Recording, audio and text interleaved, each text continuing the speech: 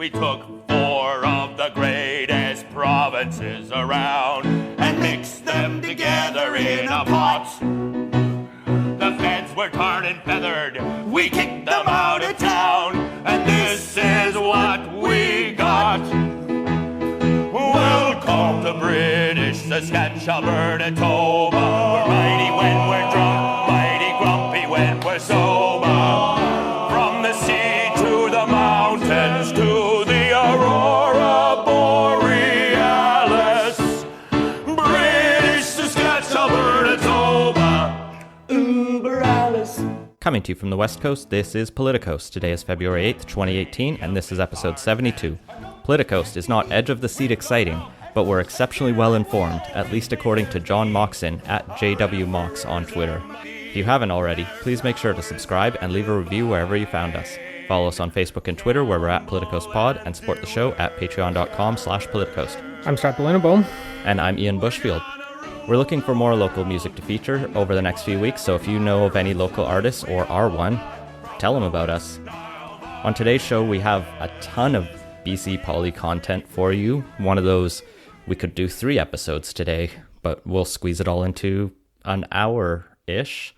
The BC Liberal leadership race came to a conclusion last weekend. Alberta launched a wine versus pipeline trade war, and we preview the by-election coming up in Kelowna West.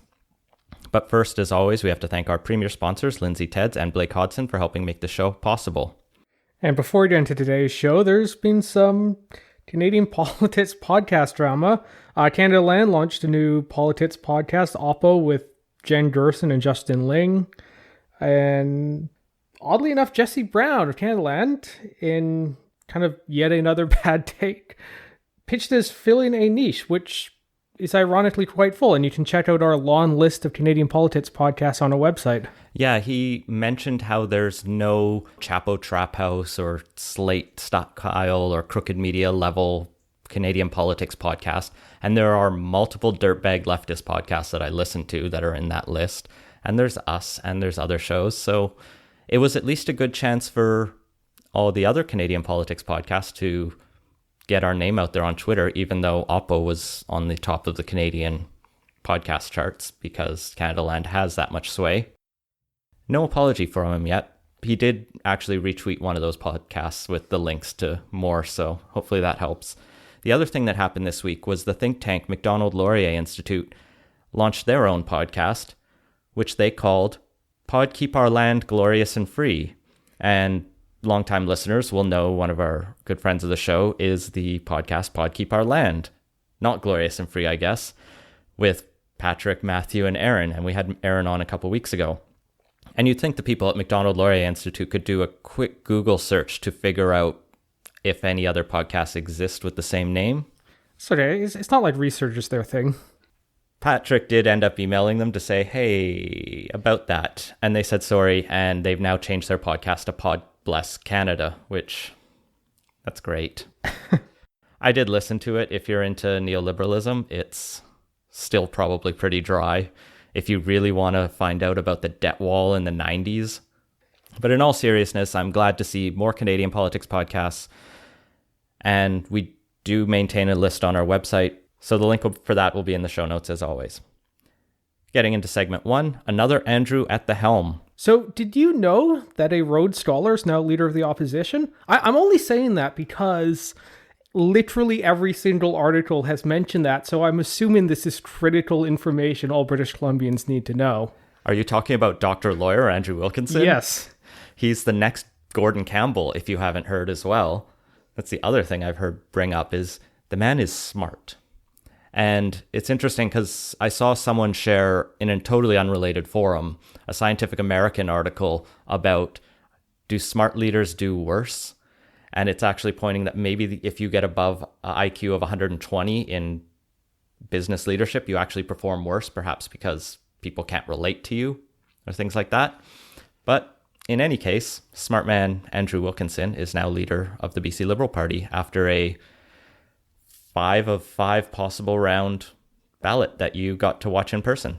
Yeah, I was at the leadership convention here in Vancouver last weekend, and There was excitement in the air until, well, it took about an hour to go from results of round 1 to round 2, and then the energy pretty much died for a good chunk of the evening. But it got a little more exciting near the end as Andrew Wilkinson slowly crept up through the night and finally overtook Michael Lee, who'd been hanging around second place. And he did that in the fourth round. So for those who haven't followed the worst jokes on Twitter, the Liberals do not use first past the post, and we did get a ton of those nominations the last 2 weeks, and we're not doing any of them. The joke is dead.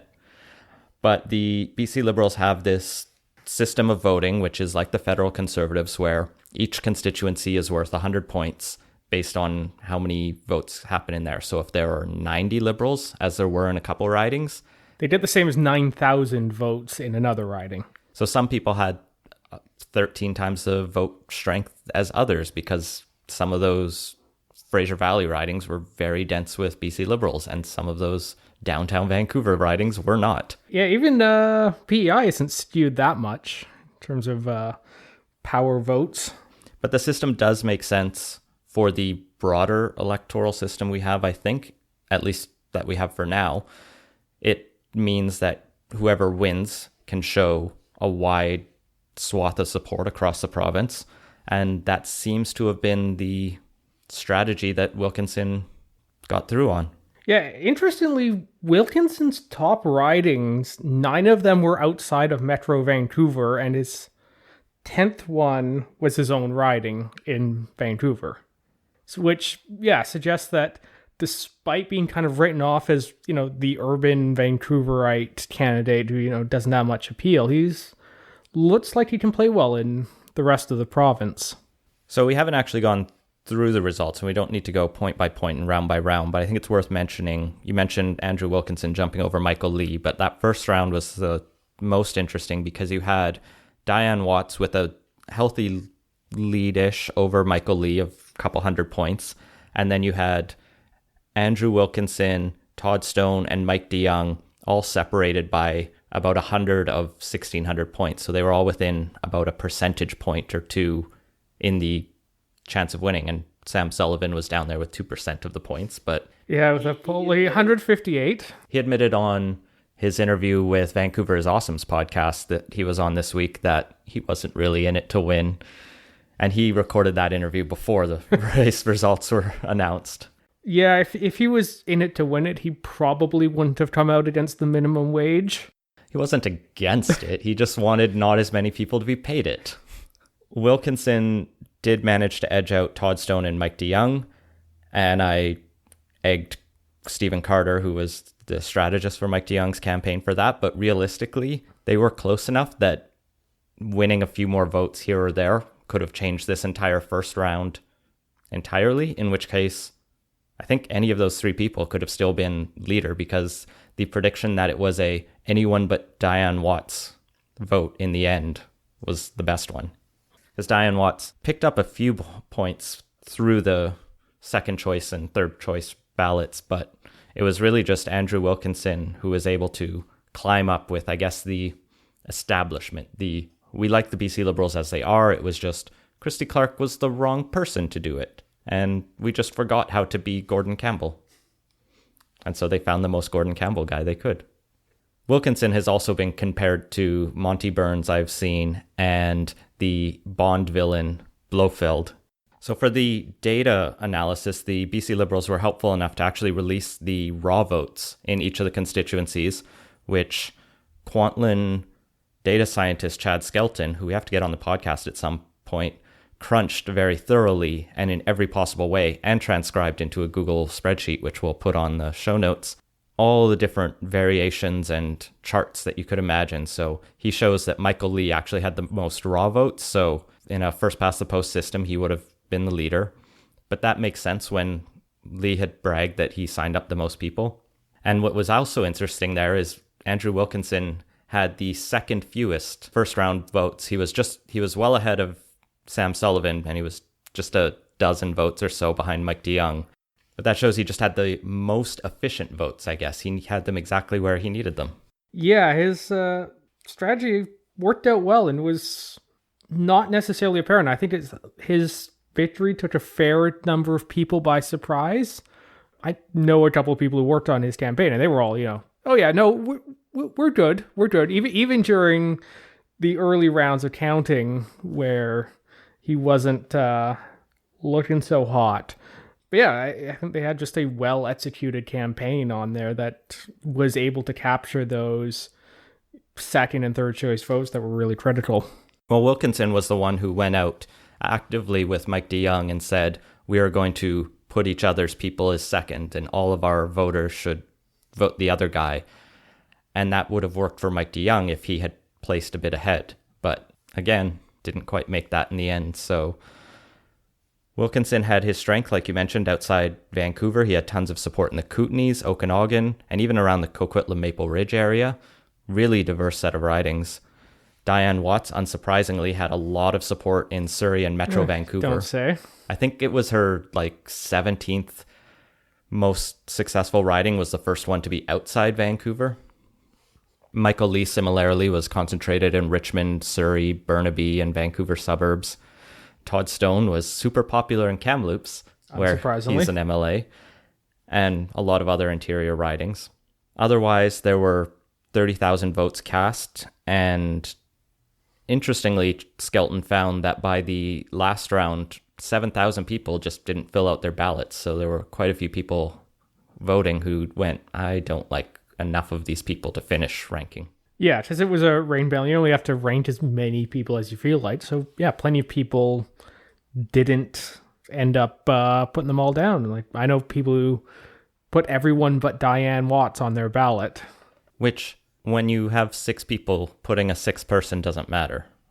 It really doesn't. But there's a principle to it. There's a little extra in there that mathematically isn't really there, but nevertheless feels good. So, who is Andrew Wilkinson and what does he campaign on? I was clever enough to check out his platform, at least while it was still being announced that he was winner, and it was still on his website, and I saved it to my phone, and now it's on our Google Drive, so we can share that later if you want to review what he ran on. The first thing he mentioned after winning, and the first thing in his platform, is that he needs to kill proportional representation referendum because it will destroy democracy in BC. Or at least it will tear apart the Liberal Party, but you can't say that because that sounds crass. He also wants to abolish the small business income tax on family businesses.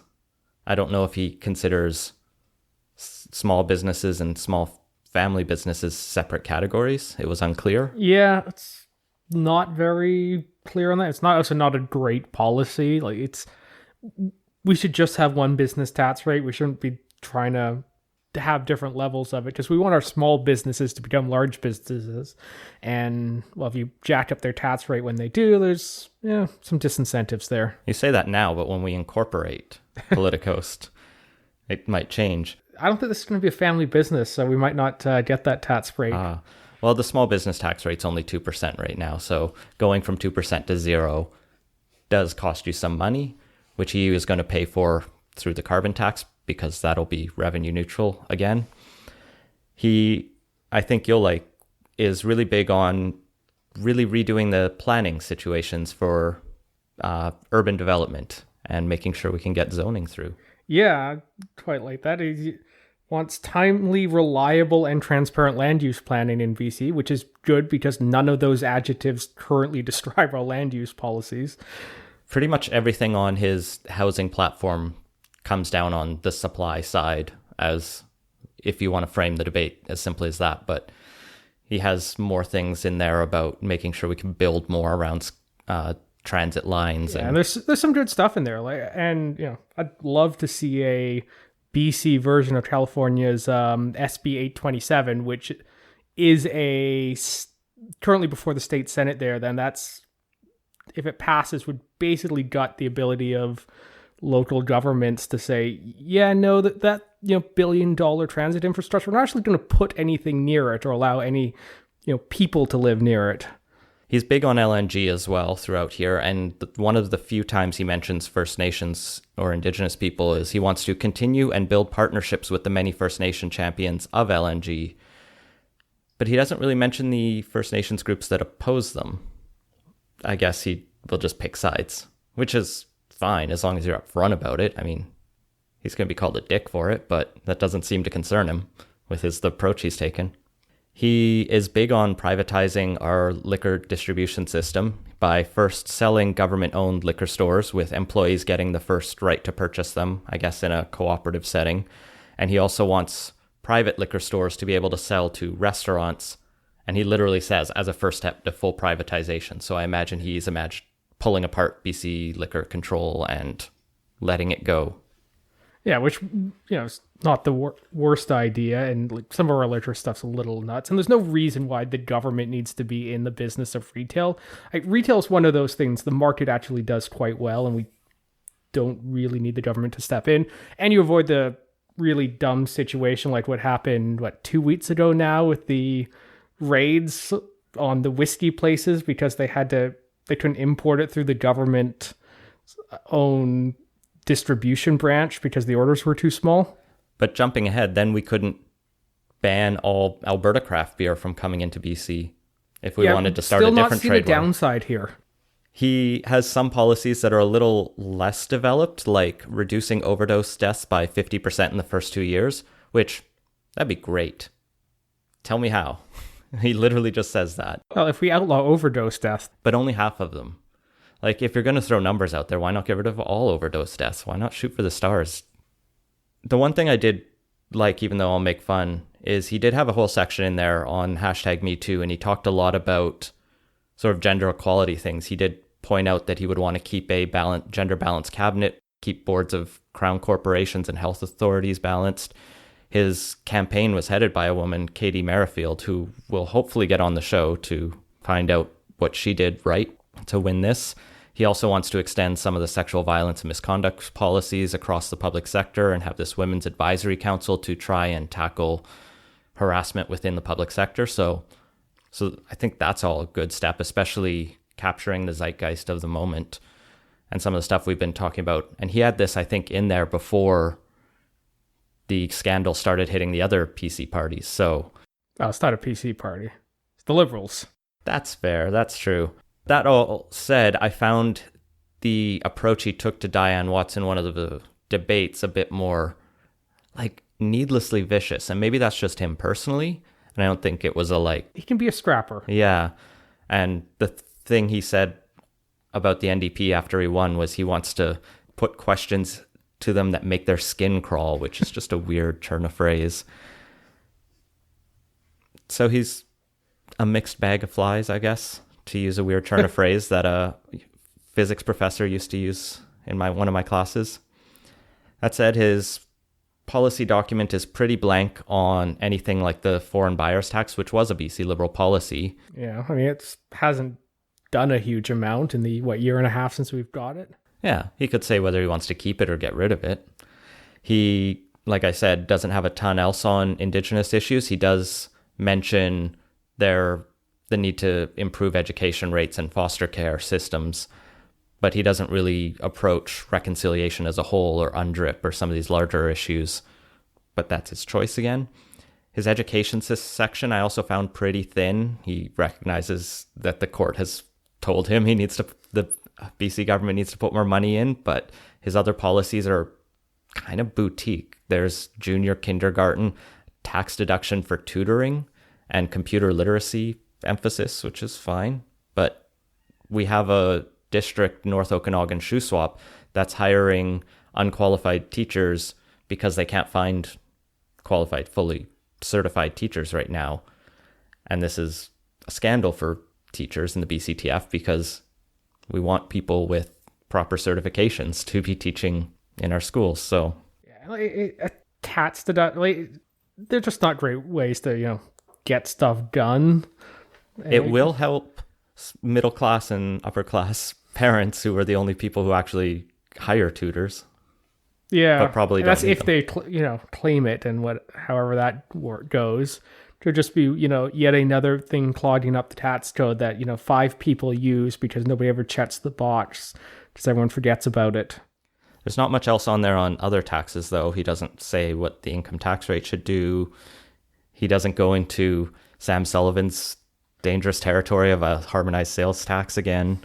No, it's a modified sales tax because we can't talk about the HST. Well, that was the other thing he said on this Vancouver is Awesome podcast. He's like, it's the HST again. It was pretty clear that it was the HST, Yeah. but just not called the HST. And then, interestingly, Wilkinson's also pretty silent in that document on ICBC, which we'll mention briefly later, but is a dumpster fire according to everyone right now, or BC Hydro, though he does say he's in favor of Site C or BC Ferries. So I guess it's less about those affordability issues that the NDP ran on and more on the we'll be the free enterprise party Drink. once again. How do you think this will play against... How do you think this makes the BC Liberals play against the other parties, though? I think there's a decent chance he'll be able to reclaim some of the soft green support that kind of fled the party in the last election. You know, the people who are, fiscally conservative, care about the environment, those sorts of people who are kind of fed up with the Liberals after the decade plus in power and, ended up voting green. They're likely to come back to the party. I can't see them being put off by Wilkinson. In terms of the NDP, it's harder to say. I mean, Horton's doing a not terrible job right now. It hasn't really angered very many people yet, or especially people who are accessible Liberal voters. So, have to see in a couple of years. Yeah, he's definitely the biggest threat, I think, to the BC Greens. Right now, you now have two Andrews, both with the last name W. And who are doctors. Who are both doctors, or professors at least. Get the title doctor. Who are both highly educated white men. Actually, BC, I heard this in a different place, I forget where, but BC is now the only province with only white men as main party leaders. Wasn't there a bunch of the Maritimes like that? No one counts the Maritimes. So the BC Liberals and BC Greens both have these similar style leaders and these similar passionate people. And if Andrew Wilkinson starts to build up some environmental policy, and it doesn't need to be a skyrocket the carbon tax and do this stuff, I think other people have called it, put out the platform of put solar panels on roofs and tax incentives for windmills or things like that, and mix it with a sort of Gordon Campbell approach, he could eat up a lot of that green support. The BC NDP can always just grab 40% of the vote. And the other factor in play out there, well, it's not really in play, but we like to talk about them, is the BC Conservatives are pitching this as Trudeau supporter Andrew Wilkinson in everything they can put out, and are now saying, small C Conservatives, you should come on home to the BC Conservatives. Yeah, well, they've been trying to split the Free Enterprise Drink Coalition for a while now, and I can't see anyone really biting on that. They'll get 1% of the vote, and basically no one will pay attention to them because everyone who's currently in the BC Liberal tent realizes they're not going to keep winning if they aren't in that tent. It sounds like Wilkinson has enough personality and likability within the party to hold that coalition together, where it was seeming like if Todd Stone had won after all of the allegations had come out about fake membership numbers, or Diane Watts, who just half the party hates, had won, that the party might have fallen into civil war, whereas Wilkinson might have actually been the only choice to really keep it together effectively. Like Mike DeYoung could probably have been a close second, but he's even got his polarizing attitudes. Yeah, and I don't think he can grow the party to the extent that Wilkinson can. I think a DeYoung-led Liberal Party has a much lower ceiling. The one problem for growing the party for Wilkinson, though, is the man lacks charisma. Yeah, but in the defense of those who lacked charisma, we had a prime minister for 10 years with effectively no charisma. So it's not a win or lose proposition in politics. It did take him 3 elections to get that majority. So have to see how this goes. If proportional representation comes through in the referendum in the fall, it could throw that wrench into the BC Liberal coalition, and you could have the BC Conservatives carve off a whole bunch of votes. In terms of the party unity, I was hearing rumors that if so-and-so had won or so-and-so had won, that there were MLAs who would think of seriously crossing the floor or sitting as independents rather than be with them. And I don't think that's true under Wilkinson, at least. So he doesn't have to worry about that yet. Ultimately, I think this is a fairly good choice on the Liberals' part and will probably position them fairly well to be able to recapture those few seats they need to actually edge over majority territory. If they're lucky. Moving on to our second segment, Drunk Kurt. The name for this segment comes from Strategist Podcast, who actually revived their Twitter account just to heckle the entire Twitter sphere of hashtag ABLedge, which is the Alberta Poly hashtag, and hashtag BC Poly for using dumb tags this week like hashtag BC Wine, when they clearly needed to be using Drunkirk as the proper way to refer to the ongoing trade war that has now started between BC and Alberta, because Alberta had won their one against Saskatchewan. Can we just take a moment to just reflect on how crazy it is? A trade war is even something a province can have with another province. Can we just talk about how peak our content this is when you mix both dumb liquor laws with dumb trade wars? It's just perfect content. I'm happy with it. So for the background, on Friday, BC Environment Minister George Heyman announced this intention to bring in some new regulations that would require a review around the science of how diluted bitumen interacts with water, say if a pipeline spilled into English Bay here. He also said until that's done, there's going to be a moratorium on new shipments of diluted bitumen through BC, whether by rail or expanded pipeline capacity, most notably, meaning that we need to do some science, and then we will talk about expanding Kinder Morgan. Everyone saw through this pretty easily because the BC NDP has talked about doing everything they legally can to slow down or stop Kinder Morgan. And this seems like a pretty strategy for doing it. This was the thinnest of facades. Rachel Notley called them on it immediately and said, this is unconstitutional, you can't do this, rah, rah, rah. Trudeau went, I'm not going to talk about it because I don't want to. Although he has said he does support the pipeline. Sure, yeah, he supports the pipeline, but he also doesn't want to get heckled again, which we can get to later. May have missed this, but I don't think he's taken a position on BC wines yet. No, yeah, we have to dig into that. This bickering back and forth over the weekend led to hashtag March on Fernie trending, which was some random Alberta people saying, if BC is not going to build our pipeline, we're going to invade and make Alberta rectangle like Saskatchewan by taking the East Kootenays off and getting all the way to Fernie, which I realized would mean the BC Liberals would lose somewhere between 8 and 13 seats, depending on how they carved off, and the NDP would lose 2, which would in the end give the NDP a majority government. So maybe Horgan didn't oppose it for that reason. It's the March on Fernie conspiracy theory.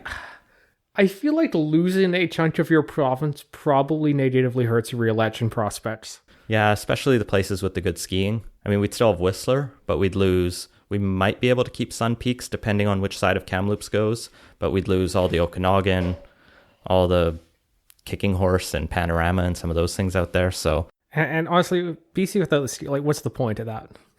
You still got the coastline. So following this on Monday, I think it was, Rachel Notley announced that Alberta would no longer accept BC wine at all. And period, end of story, it's done. People went, wait, can she do that? And it turns out because our liquor laws date to the Prohibition and the government just buys liquor from other provinces, she can. And she just basically told the Alberta Gaming Liquor Control Branch to not buy any more BC wine until this is done. And so what's on the shelves in their private liquor stores will soon be out, and they won't get any more Alberta or BC wine. This was met with widespread satire and outrage and confusion, with her being hailed as anywhere between a hero and a child, depending on how you view this approach. Technically, it's legal as far as I can tell. There's no requirement under the Constitution that she has to buy. Well, there's the argument that, goods from one province should be allowed into the others. Well, that's the Como case, and you can go back and listen to Micah's analysis of that, which was fairly pessimistic. But if the Como case is won at the Supreme Court of Canada... Sorry, this is a major pet peeve. Horgan was ironically overseas in East Asia on a trade mission trying to promote LNG, which a lot of environmentalists weren't impressed with, but they were impressed with Heyman's announcement. So it was a very tough weekend for the environmentalists and the Greens. But now they've all sided with their duty to drink BC wine, leading the environmentalists across the country to post pictures of themselves drinking wine. Apparently it's a big movement in Quebec now among the environmentalists there who hate pipelines. They're in solidarity with us. But when Horgan did get back and held a press conference, he said, he's not going to really challenge this because it's a distraction. He's got bigger things to focus on.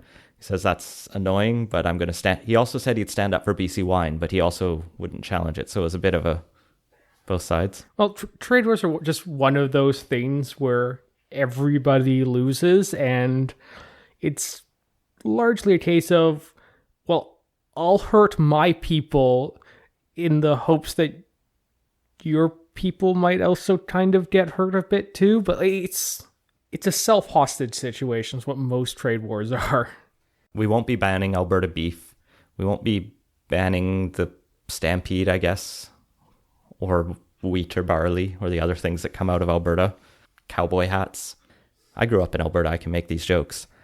The BC's Roar and Stetson import business isn't threatened? Lamley's Western Wear.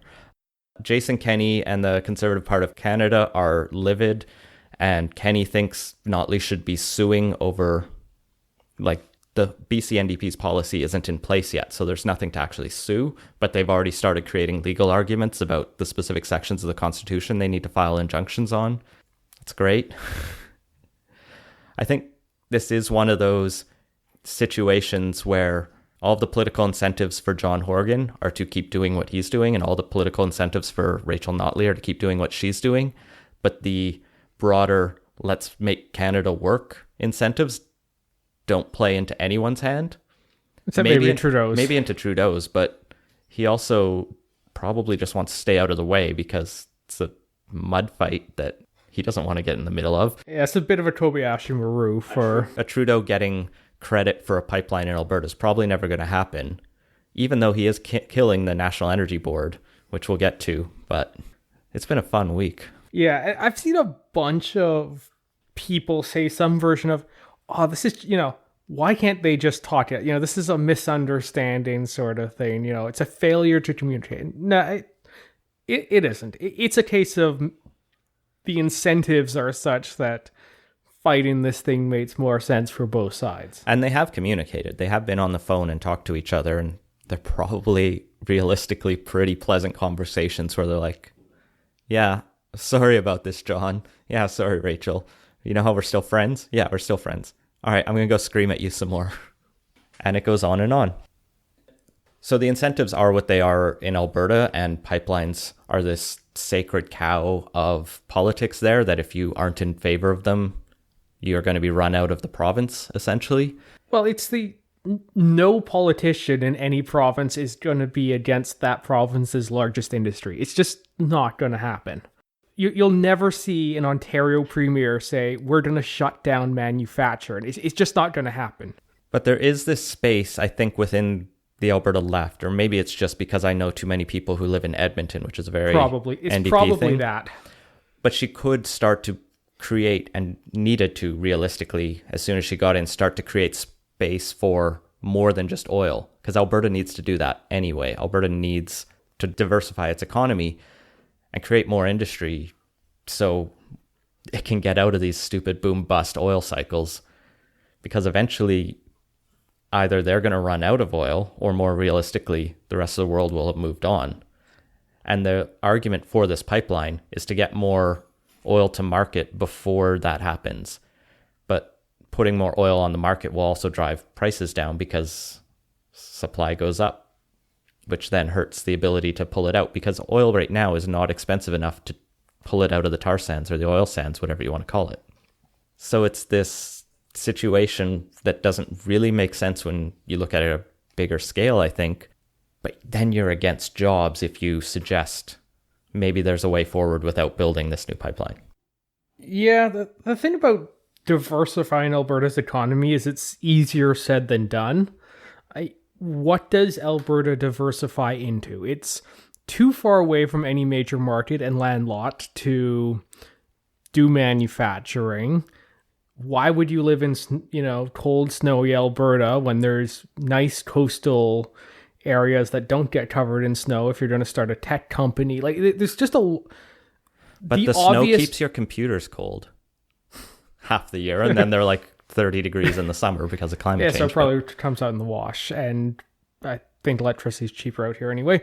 The point is, like, economies aren't the sort of thing you can just easily turn a few knobs on and redirect the major industry of an area, and Alberta isn't dealt a great hand for other industries beyond, agriculture and oil.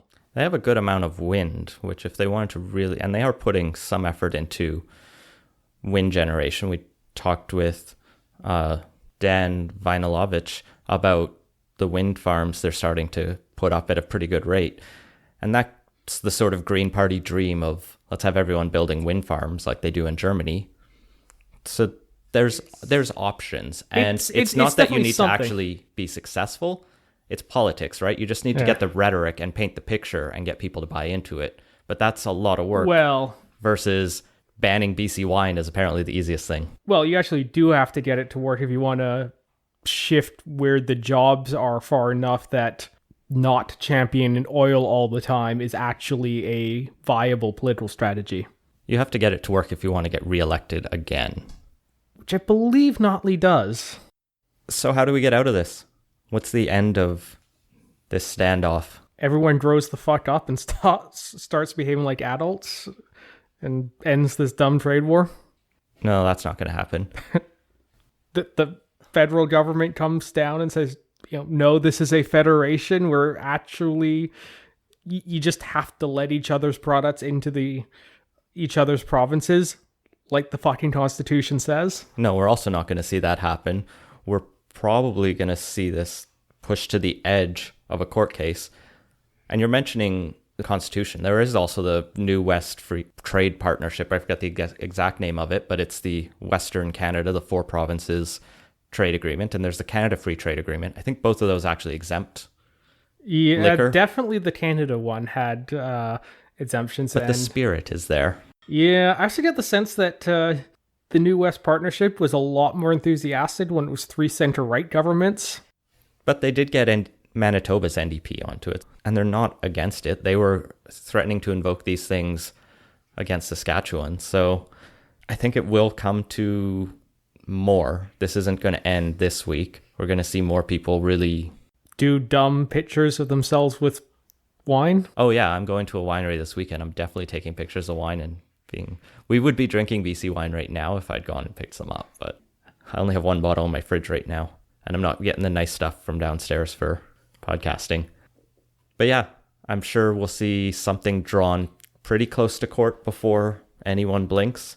I think Horgan's in the better position to be able to just keep brushing it off, and unfortunately that makes Rachel Notley look more childish. And to be fair, she did pull the child card of, I'm going to ban your wine. But I still have a soft spot for her and the win she managed to pull off. It's kind of like watching my 2 friends fight. And I'm like, I don't like it. Come on, get along.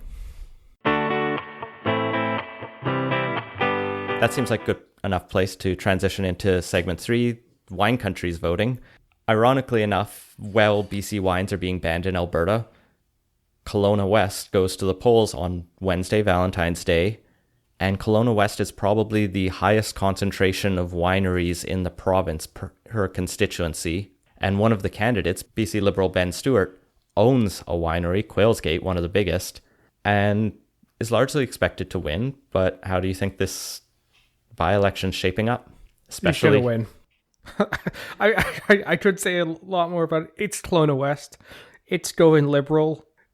No matter what happens, it's more or less going Liberal. Like, whoever won the leadership, it was going Liberal. Whatever's happening with this wine dispute or tantrum, it's going Liberal. It's one of the safest Liberal seats in the province.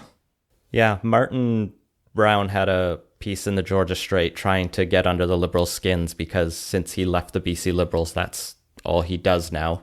Trying to paint everyone needs a hobby. Yeah, everyone needs a hobby. He tried to paint a path for how Shelley Cook, the NDP candidate, could win, and it was long and convoluted and all the cards had to fall right.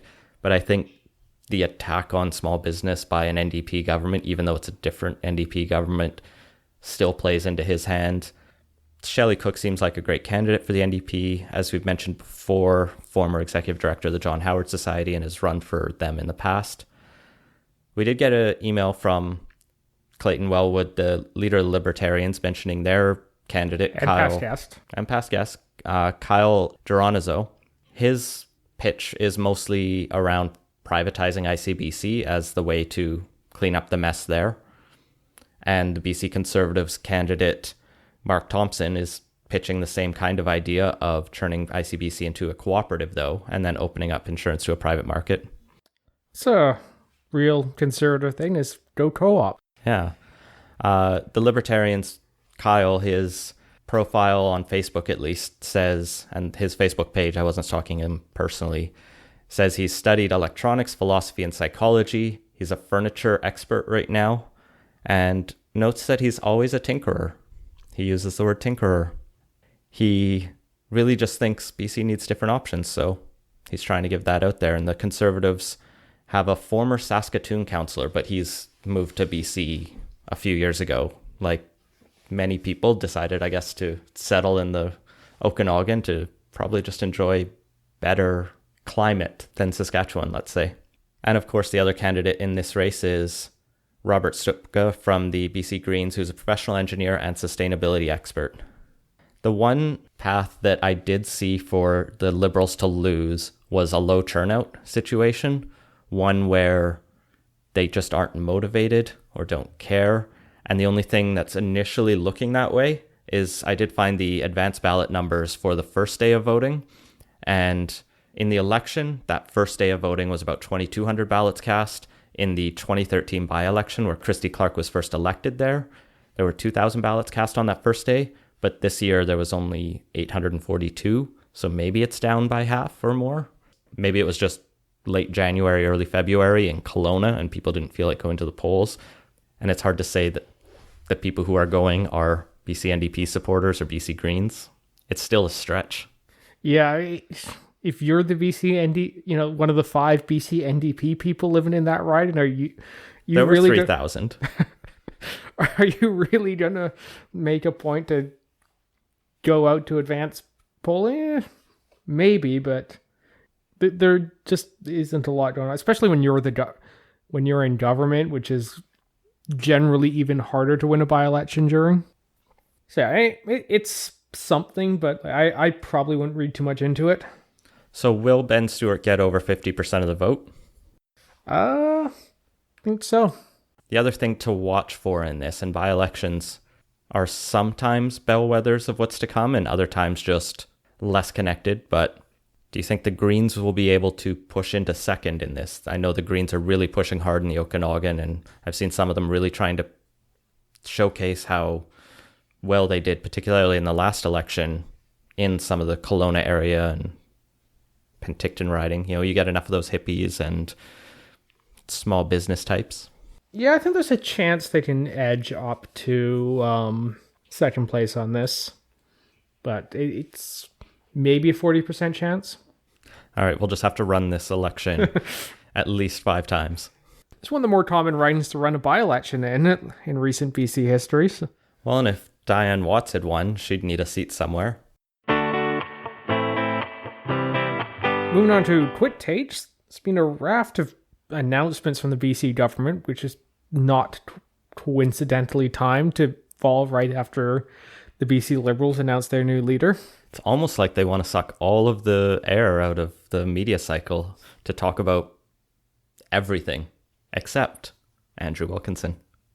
The other thing I was thinking is it's a good opportunity before the legislature starts sitting and every MLA needs to be there every day, all of the time, in case there's a vote.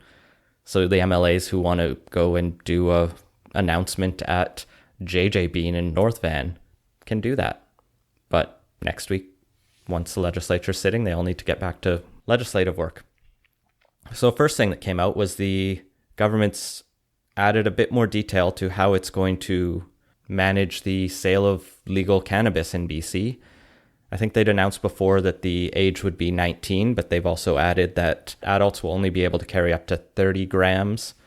They're going to not sell cannabis in liquor stores. They're going to have the BC Liquor Control Branch, which is going to be responsible for the wholesale, set up a new standalone network of public stores, and then they're also going to license some private retail stores. The private stuff's fine, but like, why go to all the hassle of setting up and paying for the leases and the extra staff and everything for what's essentially going to be just done at the existing BC liquor store locations? Union jobs and more money, or at least the union jobs. Yeah, it's going to cost a bunch of money, so it's just a dumb, less efficient way to handle distribution. But yeah, at least they're letting the private sector step in and do some of that stuff. There's a handful of other regulations. You're not going to be allowed to have cannabis just loosely laying around your car, which seems reasonable. It'll have to be sealed in a bag. And if you're caught driving under the influence of marijuana, you will face a 90-day driving prohibition. I don't think we have good roadside tests yet, but they'll find some way to judge you, I guess. You'll be allowed to grow up to 4 plants per household. Those can't be visible from any public spaces, and landlords and strata will be able to ban cultivation. So I imagine at the next AGM for every strata in BC, there will be the no growing pot on your balcony motion. Well, that would probably be visible from public spaces, so no growing pot inside your condo. This building actually has a no smoking anywhere inside or on your balcony law. Smoking anything. They were clever enough to put that in advance. Well, it's Vancouver. You need to specify it anyway. And speaking of smoking, you will not be allowed to smoke or vape on beaches, parks, playgrounds, or anywhere children can pretty much go. Okay, so the big 420 festival thing that happens down at the beach every year here will, they can still try and get the, we're fighting the man sort of thing coming out of it. It's Vancouver. We always need a good reason to protest. But I guess the main spaces you'll be able to smoke are alleyways, sidewalks, the art gallery steps, Robson Square. Although the city will probably bring in their own regulations around that. The government still has more to come. The first stores they want to have open by the end of summer, realizing that getting all this running by July 1st, even the federal government has realized they're not going to get it all in place by July 1st. And they still need to put some policies in around pricing and how to deal with edibles, because I don't think anyone really knows yet. And the other thing they announced on this is that the rules around where pot stores and whatnot are going to be allowed is left to the cities. So in theory, and I know Richmond has already said they're going to do this, they can just not have any retail locations in their cities. Well, and there's municipal elections coming up next year, so most councillors won't be thinking about bringing in cannabis like regulations. They're going to be thinking about re-election. Or in Vancouver's case, just election, because we basically have no one running again. Thinking about buggering off. Yeah. Here it's probably going to be an election issue, a distant 12th or something after, housing, which is going to dominate it. And as far as it goes, just put it allowed in the same spots the liquor stores are allowed. It's fine that way. Well, and Vancouver already has some regulations around medicinal dispensaries, which are in a legal gray zone anyway. And that was one of the things that wasn't exactly clarified with this announcement. Whether they'll be allowed to sell recreational as well or not, or can they apply for these licenses. So we're at least starting to get a sense of how much of this spring sitting of the legislature is going to be spent talking about weed. And it's going to be a lot, because there's a lot of different laws that have to get changed. There's not just going to be an omnibus cannabis act, it sounds like. Or if there is, it's going to be big.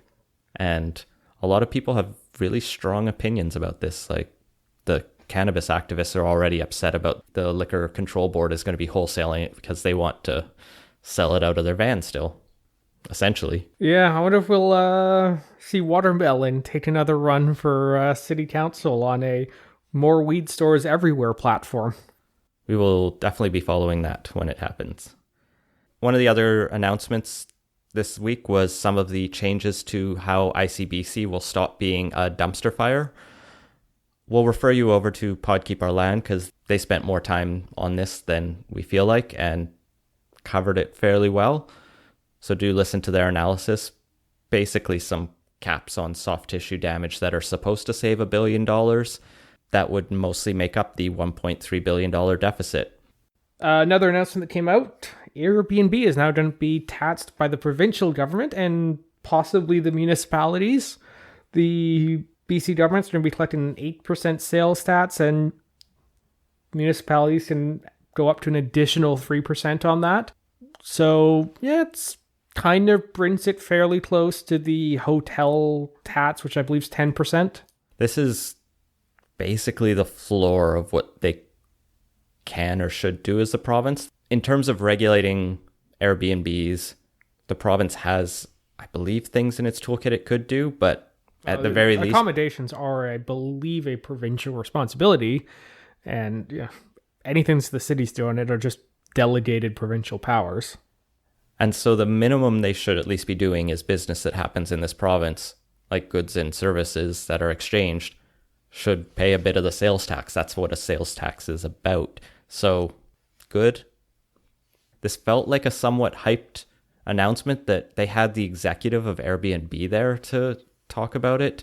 And they really tried to talk about this as tax fairness. And I was like, yeah, okay, and I heard... You're taxing a business the amount it's supposed to be taxed. And they announced the announcement with several days lead time, whereas the minimum wage one, which we'll be talking about next, I think it was like a day before. They're like, oh, hey, by the way, we're doing this thing in North Van. So partial win on Airbnb. It's now up to the municipalities to decide what rules they want to bring in around short-term rentals. The government also announced they're going to try to make sure this applies to any other services like Airbnb. But for now, it's mostly just the Airbnb sales tax. One of the downsides, I think, of the government not doing more is this effectively just creates a patchwork of regulations in which the city of Vancouver that started looking at doing some things could be entirely different than New Westminster, than Burnaby and Richmond, let alone the broader Metro Vancouver. And so if you want to go stay at these places, you might be getting entirely different systems depending where you go. And it's like, just standardize this. Well, that's, just comes part and parcel with having, 23 municipalities in the metro area? You're going to have a patchwork no matter what. Unless the province does its job. The money that's going to be raised from this is going to get earmarked for affordable housing, which it's only expected to bring in around $21 million, which, it's something. It'll help, but kind of maybe enough to build an additional 50 units a year. And that's probably enough said about this almost nothing burger of an announcement. The other announcement you just teased was the first report of the Fair Wages Commission, which came out earlier today, actually. And this is the how do we get to $15 an hour by 2021 platform pledge that became the get to $15 an hour maybe task that they put to this commission. And the commission said, no, we can get to $15.20 in 2021. And we'll do that by going up $1.30 on June 1st of this year to get to $12.65. Then we'll go to $13.85 next year and $14.60 the following June and $15.20 in 2021, June 1st.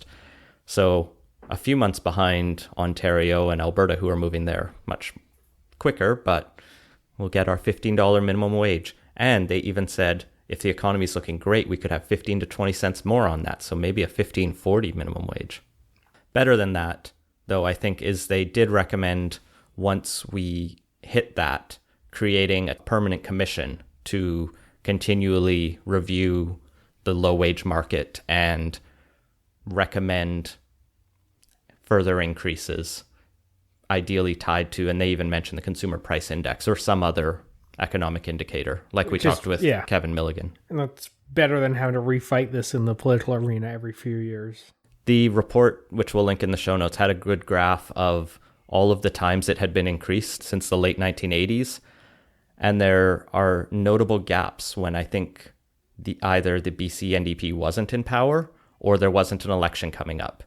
Because if the Socreds or Liberals were in, you saw a couple big spikes like 2 years before an election, and then it just kind of went back to no increases for a span of time.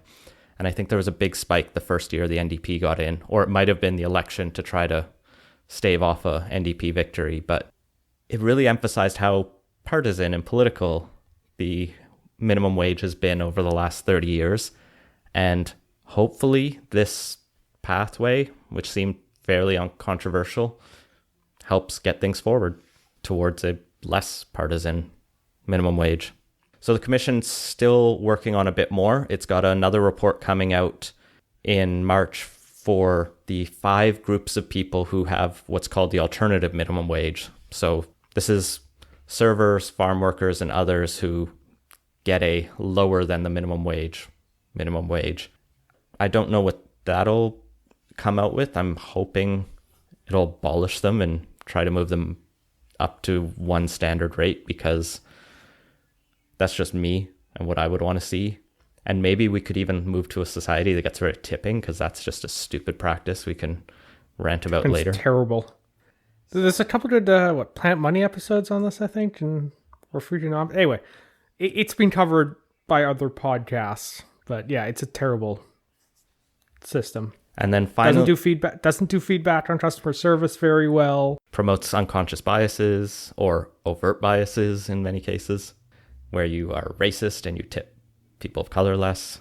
Yeah, and like even when I get like shitty service, like I still feel bad if I leave like less than 15% tip. So it's just not a great feedback mechanism. And there'll be a third report later at some point in 2018 that is about, quote, reconciling the discrepancy between the minimum wage and the livable wage. So in other words, the minimum wage will be $15 in 2021, but we know the living wage for the city of Vancouver is something like $18 to $20 right now. Well, and with housing going 20% a year, who knows what that's going to be. So how do you live on a minimum wage? And it fits housing first. But I'm imagining it'll probably recommend a number of other toolkits to tackle poverty issues. So yeah, good recommendations all around, I think. And there was some interesting stuff in the latter half of the report as well, looking at the economics. And I didn't dive too deep into it, but it did note a few times that any policy the government undertakes will have positive and negative consequences, and there's always risks. But it seemed to come down pretty hard on the idea that raising the minimum wage will affect youth employment at all. And it also questioned some of the other effects on employment and seemed to suggest this won't have a massive negative consequence on employment, and that'll have to be borne out by time. But maybe we'll bring one of our economist friends back in a couple of years and find out how it did. Well, the other thing that happened in BC that lets us move into federal politics is Justin Trudeau was in Nanaimo last week for one of his town halls. And the thing we've learned about Justin Trudeau is he does great in front of crowds, but he also does terrible in front of crowds when he's a bit unscripted. Yeah, in fact, I think pretty much every town hall he does gets a fair bit of press coverage, mostly because he says something stupid during it. So the Nanaimo one, to his credit, wasn't his fault. He was asked about Kinder Morgan pipeline, and I think most of the crowd, because it's in Nanaimo, was opposed to it. And a number of protesters turned up and started heckling him and really irked him and got under his skin. You don't have to respect me. You can not vote for me next time. That's no problem. But you don't respect anyone in this room? Then I'm going to have to ask you to leave this room. The other part of, come on. Really? Okay, this is it.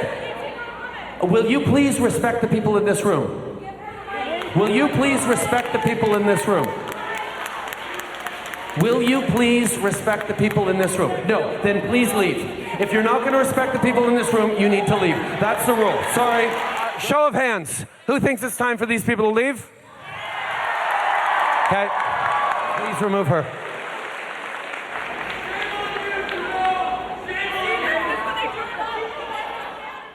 So he was arguing with one, eventually turned in teacher mode and said, you need to respect everyone else. And if you're not going to respect me and everyone else in this room, you need to leave. Go to the principal's office. And then she got dragged out. And then someone else comes up and he goes, oh, come on. And he just really turns on her and tries to get the whole crowd. He's like, all right, everyone here who doesn't like her here being here, raise your hand. And like a whole bunch of hands going up around the room. It's actually worth watching the video, but it was just a bad news cycle for him because you have protesters on the one side and you have Trudeau sounding like a weird teacher trying to get the unruly class back in order. But following that, he went to Edmonton where he did another town hall. And this one, a little clip of it made the rounds of the UK far-right press, apparently, because I guess Piers Morgan, a commentator over there, thought this was political correctness gone wrong. And what the initial clip showed was this woman talking about female equality in church or something. And she says, maternal love is the love that's going to change the future of mankind. So we'd like you to look into we that. would like to say people kind, not necessarily mankind, because it's more inclusive. There we go, exactly. Yes, thank you. We can all learn from each other. and depending where you're coming from, that's either him going political correctness gone wrong and all that kind of stuff, or it's him mansplaining to a feminist what words you should use. The reality, and the National Post gets credit for this, is this woman, I guess, rambled for 4 minutes without a clear point. She sort of talked about her church for a bit and then talked about the women's role in that church. And so I could tell Trudeau was probably just trying to find a way to get out of this question. And so he saw a way to like squeeze an awkward joke in there. Yeah, those situations where someone just kind of talking without a real kind of clear point or much of a direction or anything can be barely excruciating. So I can have a little sympathy for him there. And Trudeau's bad at making jokes off the cuff, it seems. He's the guy famous for whipping out his CF-18s or not wanting to whip out his CF-18s every time he could.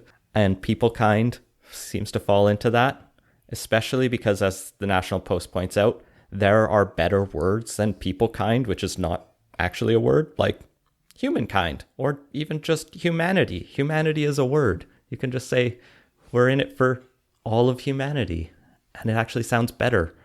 They even point out that person kind is a word, but just, people kind. They finish the article with, nobody says that. Why Trudeau chose to go with that word instead of significantly more natural options might be the real mystery here. That was the dumbest story of the week. No, the wine was dumber. But speaking of controversies around pipelines, Ottawa's decided that whole National Energy Board thing, would probably get rid of it and maybe replace it with something else. The National Energy Board, set up by his father, which burned him in Alberta. So you think he could get credit for this? I don't think he will. There's been a bill introduced, C-69, which is tagged as a kind of one project, one assessment model where the National Energy Board is going to be done away with, and instead there's going to be a new Impact Assessment Agency of Canada, and that's going to be kind of the central place where all the decisions and consultations happen. And, when that says it's a go, that's it. That's going to be a go or a no-go. Except Cabinet retains a right to veto any decision or decide something goes ahead when they say no, but that's their prerogative, I guess. This Impact Assessment Agency is going to mash together all of the environmental, health, social, and economic impacts, and also look at Indigenous issues around any major project that needs to go through this assessment process in Canada.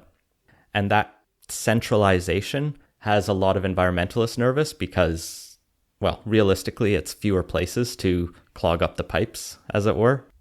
Maybe it'll work out and be the streamlined approval process they're hoping for. The other things they're promising to put through is that there'll be tighter timelines. So smaller projects, I don't know how those are defined yet, will have to be approved or rejected within 300 days. And the larger projects that bring a full panel together have to be completed in 600 days. Right now, they say the timeline is 24 months, which is 730 days. The one thing they're trying to give for the environmentalists, though, is right now the NEB has a standing test, so you actually have to have an excuse to be there. They're going to get rid of that and just let everybody come forward who wants to. Those are going to be fun. Well, to be fair, you look at all of the consultations the BC government has been doing recently, and they haven't asked a standing test for the Human Rights Commission. So, it's feasible. Yeah. I think in that case, the standing's pretty clear in that we're human and have rights. But the Fair Wages Commission, I don't have any contribution. I'm not a low income, I'm not a minimum wage earner, I'm not a employer, I'm not an economist, but I could have submitted all the comments I wanted. That's true. Someone just has to read them then. The other thing this bill is going to create is the Canadian Energy Regulator. So that will be responsible for the regulation side. So you have the Impact Assessment Agency to approve something, and then you'll have the regulator to monitor it after. All of this, plus the beefing up the scientific capacity of all the agencies needed to look at this, will cost $1 billion over 5 years. And the big criticism that Elizabeth May and some of the environmental groups have already pinpointed, though, is the conflict of interest rules seem like there's a loophole where if you're a board member of that energy regulator, the nuclear safety board, or petroleum boards for offshore sites, you could also participate in the impact assessment. So you might have people who would be in favor of something sitting on the impact. It might be a bit of a reach. It's not like it oil feels companies. like a bit of a reach because we're talking one regulating agency can also sit on another. Like, it really does seem like a reach on this one because it's not like oil CEOs are getting appointed to it. What I found interesting is Catherine McKenna was asked, well, would this have approved the Trans Mountain Pipeline? She was like, oh, of course it would.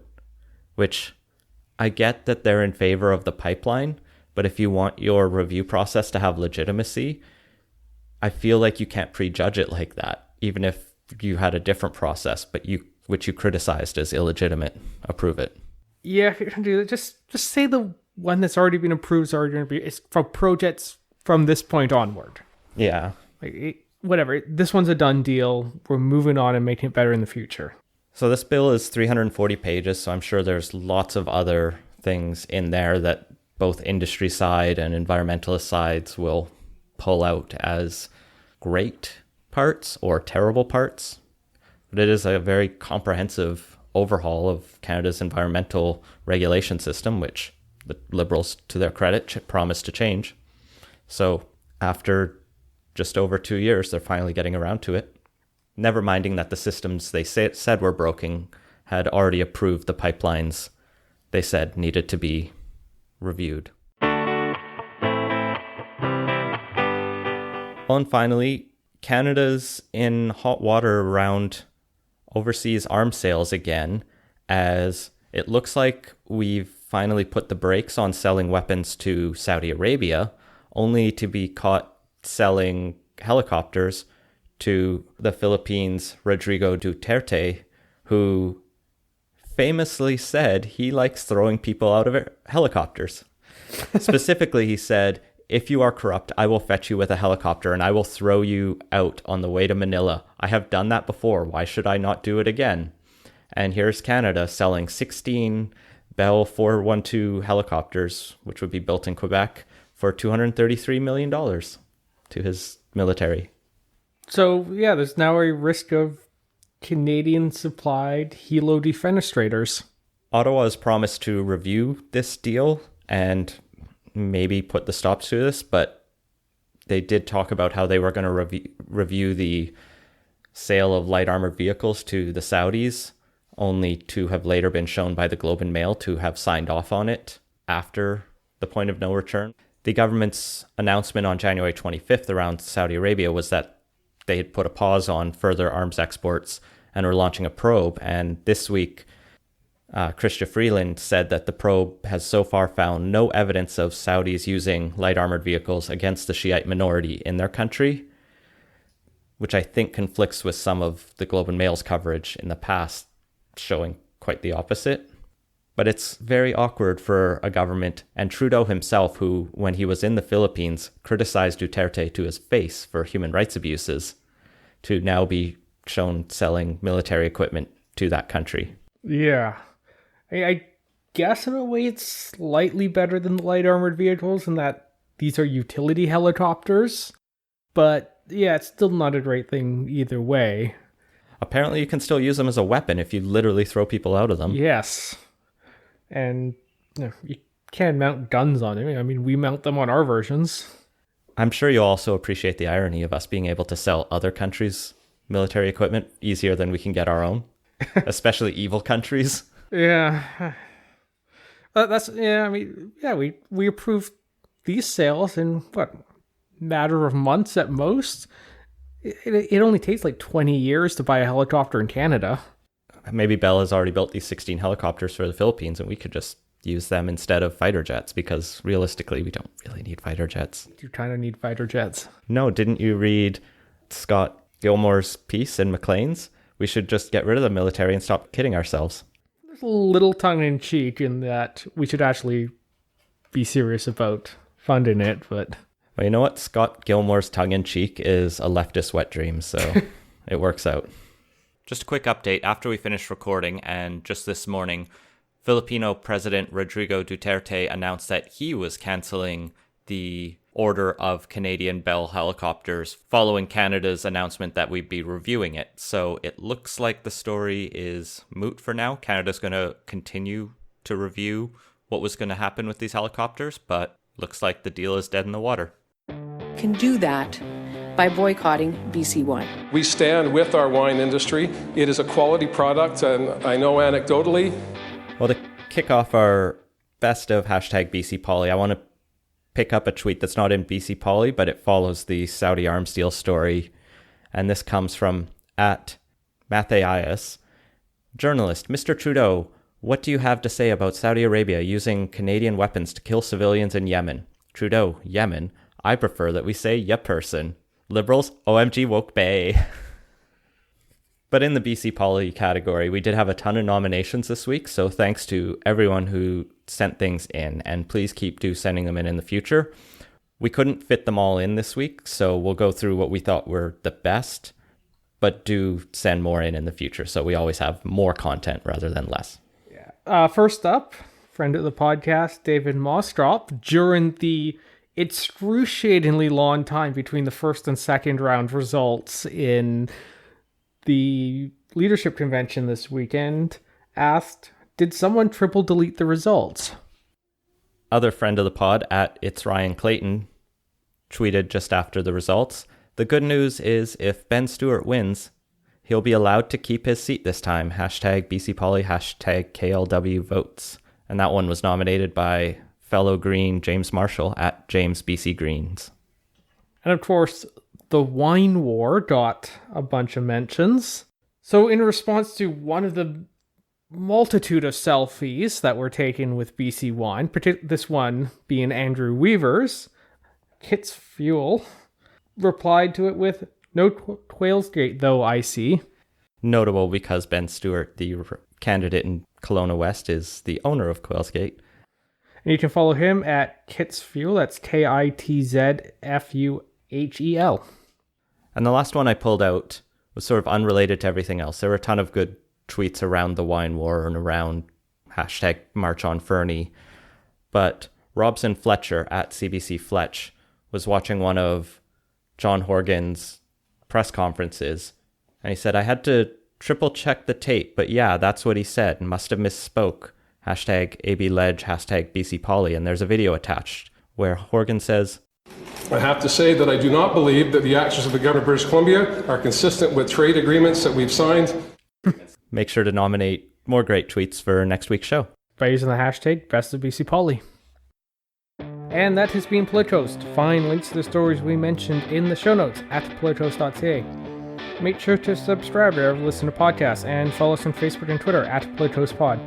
Leave us a review and let us know what you think. Support the show and get early access to our interviews at patreon.com/Politicoast. And if you have ideas for the show, feel free to send them to us. Thanks for listening.